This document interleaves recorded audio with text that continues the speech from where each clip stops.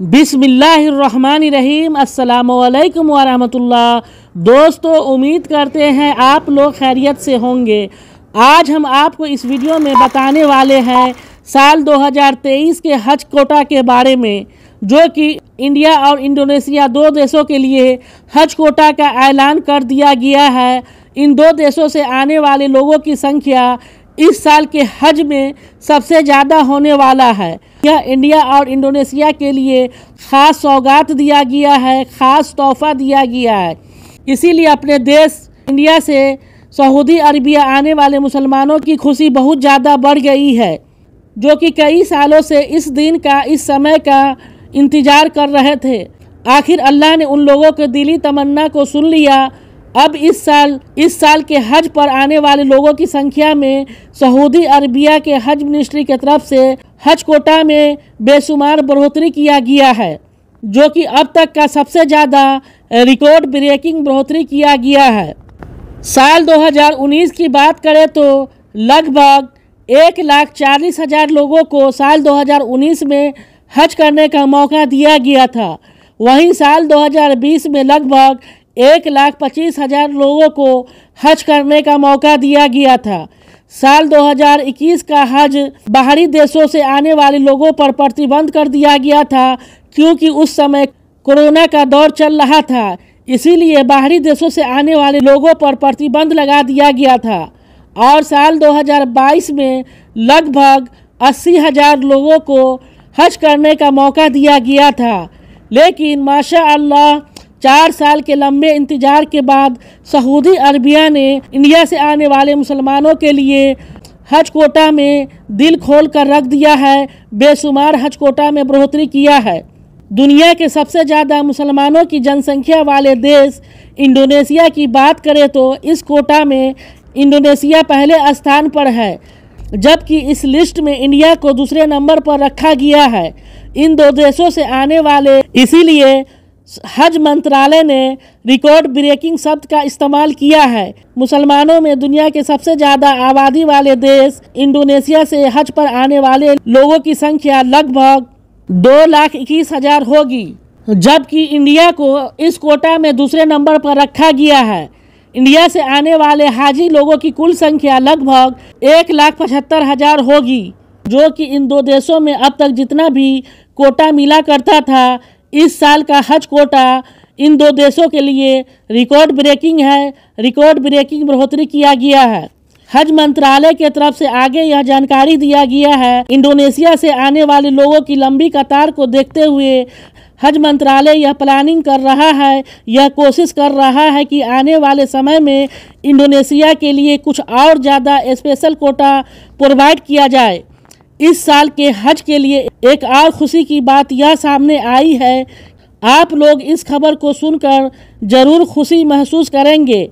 आपके जानकारी के लिए बता दें, पिछले साल हज पर आने वाले लोगों पर यह कंडीशन रखा गया था, जिन लोगों का एज 65 साल से ऊपर है वह पिछले साल के हज में शामिल नहीं हो सकते हैं। पिछले साल के हज पर यह कंडीशन रखा गया था, लेकिन अल्हम्दुलिल्लाह इस साल सब कुछ नॉर्मल हो गया है। इस साल के हज के लिए यह कंडीशन हटा दिया गया है। अगर आप लोगों के पास भी बूढ़ा माँ बाप है तो आपके पास एक मौका है उन लोगों को खिदमत करने का, उन लोगों को हज कराने का। आप खुद भी जन्नत का हकदार बनिए और अपने माँ बाप को भी जन्नत का हकदार बनाइए, अगर अल्लाह ने आप लोगों को इतना सलाहियत दे रखा है। हज मंत्रालय ने आगे यह भी जानकारी दिया है, हज पर इंडिया से आने वाले लोगों को हज कोटा होने के कारण उन लोगों का सिलेक्शन लक्की ड्रॉ सिस्टम के तहत किया जाता था, और इस लक्की ड्रॉ सिस्टम के तहत हजारों के संख्या में हज पर आने से पहले ही बाहर हो जाया करते थे। उन लोगों के उम्मीद पर पानी फिर जाया करता था।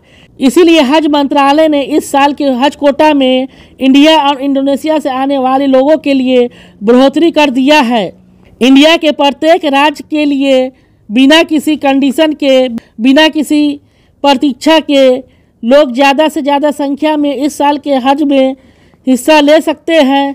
अगर आप लोगों को लकी ड्रॉ सिस्टम के तहत सिलेक्शन भी किया जाता है इस सिस्टम के तहत इस साल ज़्यादा से ज़्यादा लोग सिलेक्शन हो पाएंगे। इस साल के हज के लिए एक और ज़रूरी बात यह है कि हज पर आने वाले लोगों की लागत कितनी होगी, कितना खर्च होगा, इसमें कुल खर्चा कितना आने वाला है।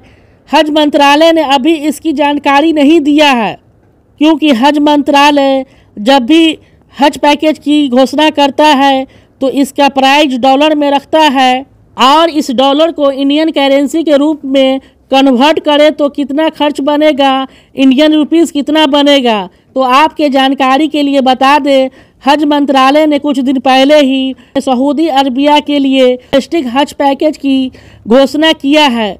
इस साल के हज के लिए 4 प्रकार के हज पैकेज की घोषणा किया है, जिसमें सबसे ज़्यादा सस्ता हज पैकेज 4000 से कम सऊदी रियाल इसकी कीमत रखा है। अगर 4000 सऊदी रियाल को इंडियन करेंसी के रूप में कन्वर्ट करते हैं तो लगभग यह 85,000 इंडियन रुपीस बनने वाला है। लेकिन यह पैकेज डोमेस्टिक हज पैकेज है, जो लोग सऊदी अरबिया के अंदर रहते हैं उन लोगों के लिए है, जो कि इन 4 पैकेज में सबसे ज़्यादा सस्ता पैकेज है। इंशाअल्लाह अल्लाह ने चाहा तो आने वाले समय में इंडिया के लिए भी हज पैकेज का कोस्ट के बारे में घोषणा किया जाएगा। डोमेस्टिक हज पैकेज को देखकर यह अनुमान लगाया जा सकता है कि इस साल का हज सस्ता होने वाला है।